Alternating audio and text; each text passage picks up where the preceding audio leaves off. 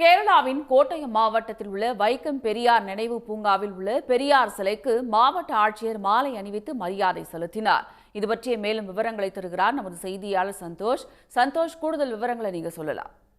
தந்தை பெரியாரின் 147வது பிறந்த தினத்தை முன்னிட்டு தான் வைக்கம் நகரத்தில் அமைக்கப்பட்டிருக்கக்கூடிய தந்தை பெரியாரினுடைய நினைவு பூங்காவில் இருக்கக்கூடிய சிலைக்கு கேரள மாநிலத்தை கோட்டயம் மாவட்டத்தைச் சேர்ந்த மாவட்ட ஆட்சித்தலைவர் அவருடைய சிலைக்கு மாலை அணிவித்து அதே போல் அந்த படத்திற்கு பூத்தூவி மரியாதை செலுத்தியிருக்கிறார். இந்த வைக்கம் நகரத்தினுடைய முக்கியத்துவத்தை குறிக்கும் விதமாக, அதாவது தந்தை பெரியார் தன்னுடைய வாழ்நாளில் ஒடுக்கப்பட்ட மக்களுக்காக பல்வேறு போராட்டங்களில் ஈடுபட்டு அந்த மக்களுக்கான உரிமைகளை பெற்று தருவதில் அவர் மிகப்பெரிய ஒரு பங்காற்றி இருக்கக்கூடிய ஒரு நிலையில் வைக்கத்தில் இருந்த மக்கள், ஒடுக்கப்பட்ட மக்களுக்காக போராட்டம் நடத்தி அவர்களுக்கான அந்த உரிமையை பெற்றுக் கொடுத்ததில் ஒரு முக்கிய பங்கு வகிக்கக்கூடிய நகரம் வைக்கம் நகரம். அந்த வகையில் தந்தை பெரியார் கழகத்தைச் சேர்ந்த அவருடைய ஆதரவாளர்கள் வைக்கம் நகரத்துக்கு வந்திருக்கிறார்கள். அவருடைய பிறந்த நாளை கொண்டாடும் விதமாக இந்த மாதேஸ்வரர் கோவிலிருந்து ஊர்வலமாக இங்கே மரியாதை செலுத்தியிருக்கிறார்கள். அவர்கள் வந்திருக்கிறாங்க. நீங்கள் சொல்லுங்கள் இந்த வைக்கம் போராட்டத்தை குறித்தும் அதே போல் இன்னைக்கு நீங்கள் செய்யக்கூடிய அந்த விஷயங்களை பற்றி. வணக்கம். தந்தை பெரியாரின் 147வது பிறந்த நாளை முன்னிட்டு சமரசமற்ற சமூக நீதி போராளி ஐயா தந்தை பெரியார் அவர்களின் நினைவகம் வைக்கம் நகரில் தமிழ்நாடு கேரள அரசாங்கத்தின் சார்பில் நிறுவப்பட்டுள்ளது.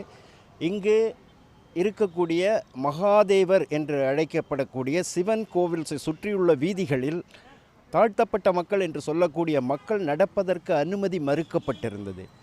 அப்போது அதற்காக அந்த தெருக்களில் நடப்பதற்காக கேரள மாநிலத்தைச் சேர்ந்த பல தலைவர்களும் போராடினார்கள். இறுதியில் அவர்கள் தந்தை பெரியாரை அழைக்க வேண்டிய கட்டாயம் ஏற்பட்டது. ஏனென்றால் தந்தை பெரியார் சமரசமற்ற போராளி.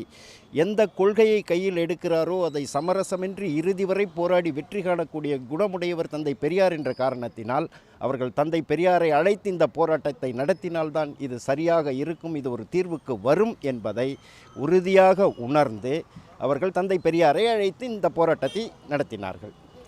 அதன் பிறகு தந்தை பெரியார் இங்கு வந்ததற்கு பிறகு நடந்த போராட்டத்தின் விளைவாக